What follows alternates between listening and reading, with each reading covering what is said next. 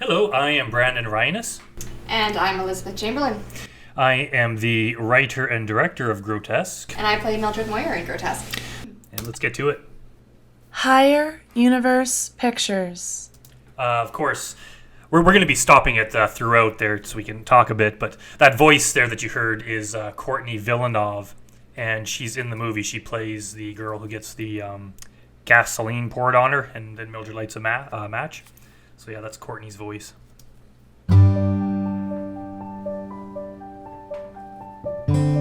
Andrew Boulos did our amazing score for us.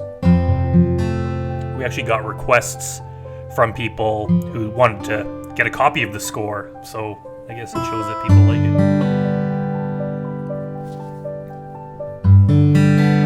These awesome starting credits. You don't remember? Is it you? It was me. Okay. Oh my gosh. I didn't mean to put you on the spot like that. You're like, I don't know who. I know. I remember. I think I did the original ones myself as like a placeholder, Yeah. and then they were not very good, so I got someone else to do it. But I have so many people working on things, and it's like, was that you or was it Katie? Yeah. It's like, honestly, okay. Who knows? Yeah. But yes, it was me. Yeah. Oh yeah, they were. Yeah, very well done. I really like this opening sequence. Like if you watch this and you had no idea what you were in for, you would not know what kind of movie this is. Not at all. This is incredibly cheesy, very well shot. Our DP James Hastings did an awesome job with these close-ups. So yeah, I really like this opening.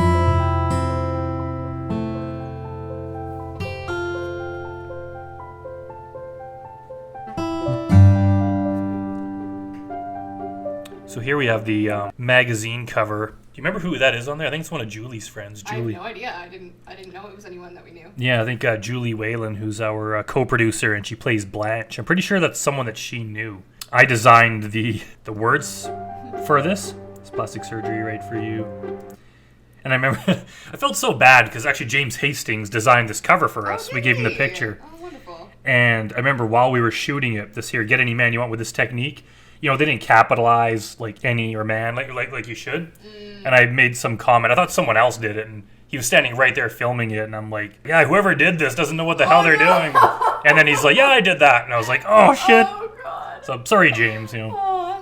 Whatever, it still works. It gets the point across, and it's kind of the theme of the movie. Like, I'm not a big guy to kind of have themes in movies. I try to not think about it. I just like a theme to kind of develop as it goes. But obviously this whole, you know, beauty, looks matter kind of thing is it's a big part of it.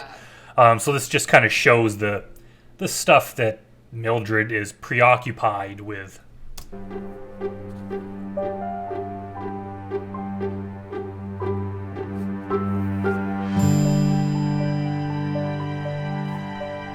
do you remember why? Wasn't it lipstick in the script and then was changed? Do you remember if there was a reason for that? I have no idea if there was a reason for it. It might have just been, that looks like lip chap that I actually own, so maybe that we just didn't have any lipstick on set. That could be. I remember it being discussed and we changed it for some reason. Maybe it's because, like, lipstick's hard to apply, like, really fast in one motion like that. Like, I wouldn't have been able to do that. It would have been very, and I very suppose, sloppy.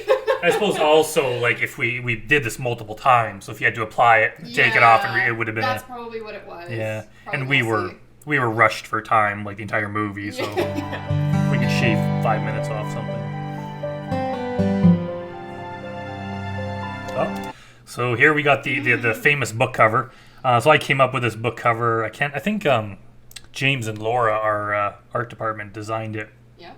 And we chose these people to be on there. So starting at the bottom, we got Jarvis Griner, who plays Danger Dan in the movie. Is that Jarvis? Yeah. It looks nothing like him. But that's why in part 2 coming up, that's why he's a big, that's why he's. Oh my gosh, that makes so much sense. Yeah, I didn't recognize him at all. That's hilarious. And then we have next to him, we have our sound guy with the long beard, David Gallinger. Love him. And then on the right, we have Elizabeth's dad. My dad. Todd. Then in the top right, we have Jimmy Hill, who's actually Jamie Hill's husband. Yeah. Jamie plays Nina in the movie. Yeah. And funny enough, if he's in the background of the karaoke scene in this movie. Right. So that kind of plays into why Danger Dan's there, plays into part 2. Yeah. And then we have Jamie's mom in the middle there, up top. And on the left, that's another one. Is it Joanna? I have no idea. I don't recognize her at all. It's another one of Julie's friends. I feel bad that I can't remember her name, but yeah, and Jamie's mom is Kathy Skillen. Kathy Skillen, yeah. And I didn't tell them what order to put the pictures in. I just sent them, but it's kind of, I don't know if it was on purpose, but they put the two female killers like first. Oh, interesting. So I wonder if that was just random or if they did that because this movie has a female serial killer. I don't know. That's a good question.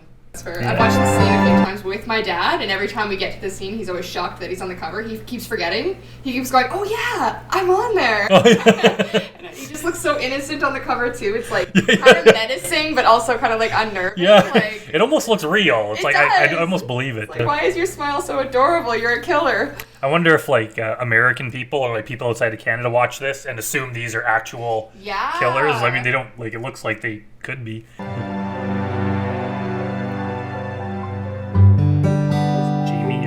Artist. And there's just like little things like the skull there. Yeah. You know, things, it doesn't mean a lot, but it just doesn't fit in with the rest of her decor. The rest of her room seems like normal person stuff, but it's like, oh, there's a skull there. Okay. Yeah, I thought the set deck of Mildred's room is really cool. There's a bunch of like things that if you take a look at, that they make sense that they're in her room. I think my hair looks so good in that scene.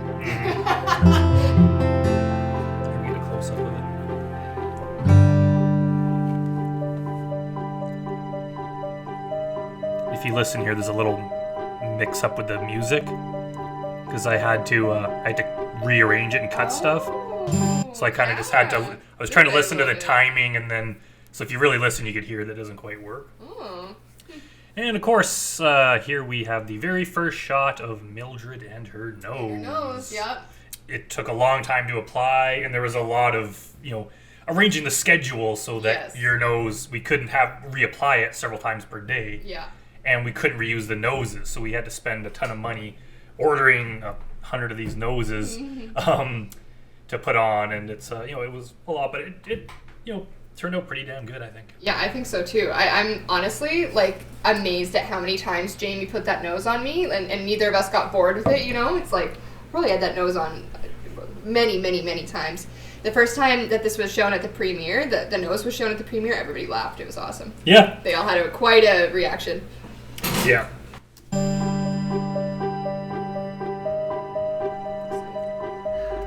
Now, I guess we got to talk about the in the original version that we shot and that I edited. I still get in trouble for this to this day. There's some Kleenex there. And we originally shot a part that was supposed to end with Mildred blowing her nose. Oh, right. So we have this like very nice, sweet thing, and then she blows her nose.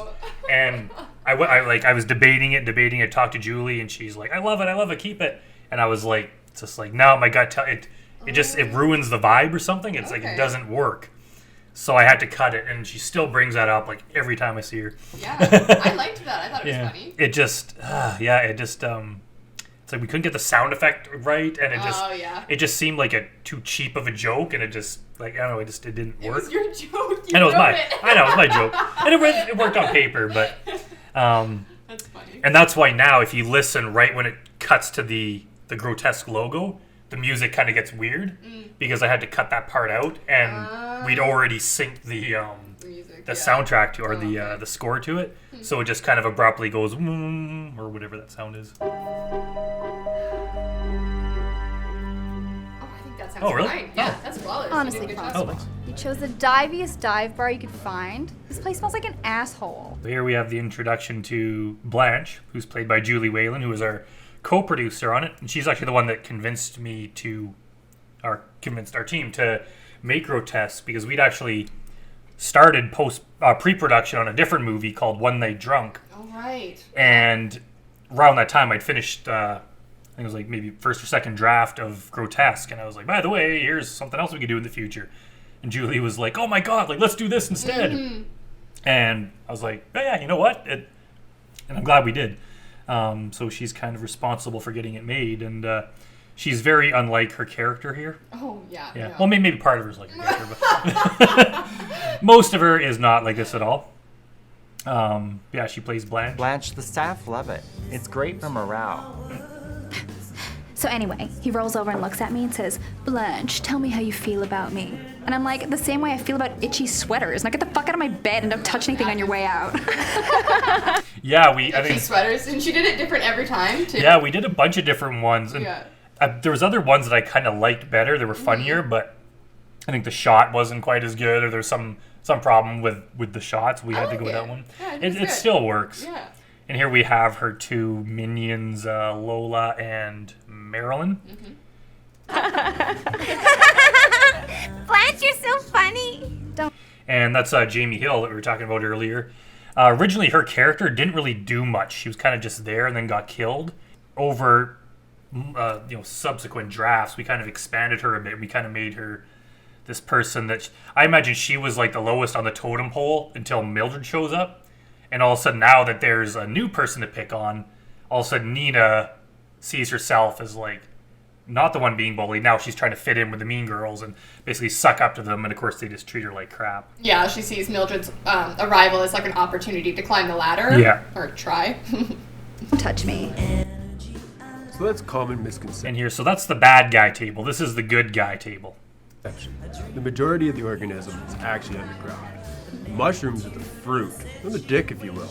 Actually, And that's an ad-libbed line as well. yeah, David's actually, I don't know if I knew it when he said this. I thought he was just making something up, but he's actually like, has an interest in mushrooms. Oh my god, he knows so much about mushrooms. Which is funny, is we actually, while we were out at the campground later on in this movie, he was just, in between, like, shooting or whatever, he was like, oh, I found these mushrooms or whatever, and then we ended up getting a shot of him digging up some mushrooms, and I just couldn't find a way to put it in the movie. But He's literally exactly like his character. He just like showed up. He's like, hey, guess what? These mushrooms, they're totally edible. I'm like, what? Where did you find these? What? Yeah, we go on break, and everyone grabs something to eat or drink, and he goes wandering off looking for mushrooms. So, a very interesting guy. But Very interesting. yeah, we, I don't, if I remember correctly, I don't think I asked him to ad-lib anything. He came up to me and asked, like, is it okay if I say this thing? And I was like, that's so nice. and I was like, yeah, that's perfect. Aw. I love that. And here we have, Hard to find a bar that'll just pour you a full glass of Baileys. I thought there was a law against it. yeah, there's Chris Schuler.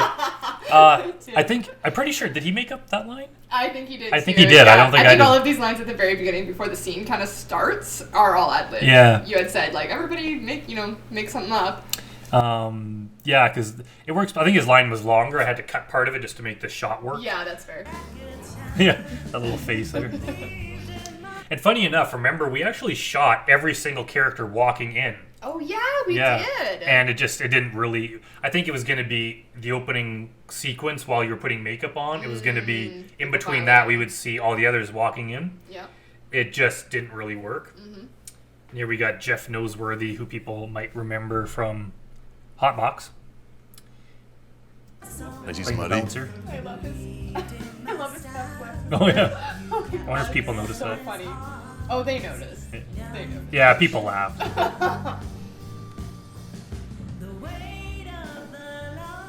So there, if you look in the background there, Oh, yeah. the person that's back is to us. That's Laura Steele, who was kind of head of our art department.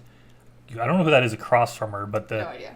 But the guy there with the glasses is Jimmy Hill, who's Jamie's husband. He's the guy that's on the cover of the serial killer book. Yeah. Hey guys. Can I see the book?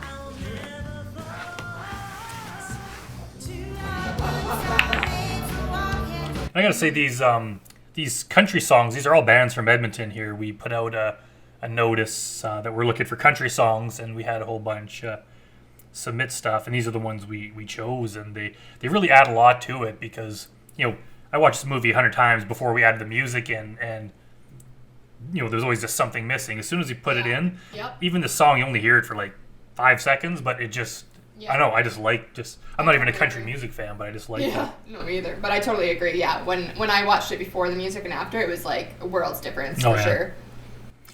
So here we have Adam Keefe and Riley Andrews. And of course, they were the pair, they were the buddies in Hot Box, where the whole, the Yeah. guy had to get someone's pee because he had to take a piss test the next day. So we thought it'd be funny if they're buddies in this one, too. They did a really good job. They're a good pair on camera. They're freaking hilarious together. Yeah, you got like the weird guy and the straight man kind of thing. Like they got that kind of thing going Yeah. on. And yeah.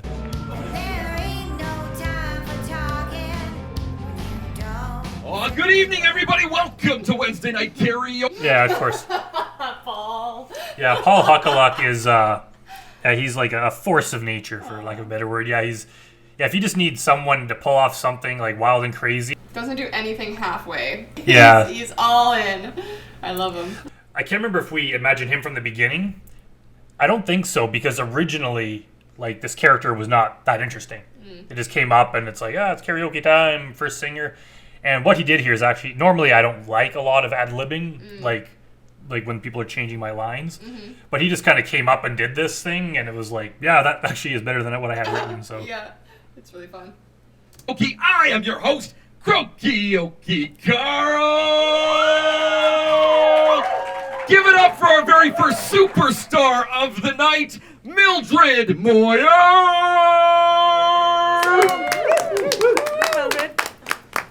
Knock 'em dead, Mildred.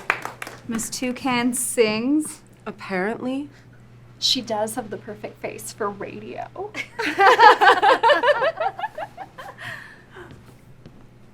do you want to tell us a little bit about this song here, Casually Suicidal, was written by Elizabeth and performed. Do you want to tell us about it? Yeah, well, I wrote it actually before this movie was even, I think, conceptualized, and Brandon had listened to it and said, like, it was actually really good, and one of his favorite songs I wrote, and whatnot. And then when this movie started, being put together, Brandon said that he was looking for original songs that he could put into the movie from local artists, and then he had suggested that this song should be put into the movie. And I was like, yeah, sure, absolutely, we totally could put it in the movie. And it kind of became like Mildred's theme song, so to speak. And so I also released kind of like a music video for this song that has shots of the movie in it, and lots of people commented on it saying like, oh my god, I love the movie, like this was such a fun song from the movie, this totally brings me back to the feels of the movie and stuff. I think that the theme of the song and the feeling of the song and stuff really matches well with the movie. The kind of like cynical comedy kind of satirical kind of thing where it's like playing a joke on oneself is very much like the movie. And so I think I think the song and the movie pair really well together. Yeah, it's very, very catchy too. Like once you hear it, it's especially when you hear it 5,000 times while you're editing, it gets stuck in your head. Yep. Dangle your feet off the edge of a bridge. Wonder what it would be like if you just let go. Wiggle your toes, swing your legs back and forth. Take a dance, take a chance while you're on the edge, 'cause you won't ever go. Might be casually suicidal though. I'd be overtly suicidal if I had a nose like her. Well, they offer you advice. They think they're being so damn nice, saying it. Oh, yeah, and that's the guy on Oh, the left there, Dan, I think his name is. He was like owner of the bar, or he was like Manager or something. Yeah, something. And yeah. so basically he let us use the place in exchange. I think he wanted to be in the shot. So, Oh, yeah. So there he is, just staring directly at the lens for a few seconds. And, He was thrilled though. He had so much fun. Yeah, it was awesome. Like, he was a fun guy. He was great to, he basically let us use that place when we were having a difficult time finding somewhere that would work. So it's really good for him. And of course, we got Craig on the right there, who's playing the bartender. Love Craig. It's not worth the price, and they're right. But the fight doesn't end right then and there. We all know, we all can go casually suicidal. Hey Mildred, if you're lonely, I know the perfect guy for you. He's cute, Italian, made of wood. His name's Pinocchio. And that line, I'm not sure if people have seen the original trailer we made like a couple years before we made the movie. That line was in there in the opening scene. So that line, this whole scene kind of has been in there since day one. Mm-hmm. So I don't think it's a problem.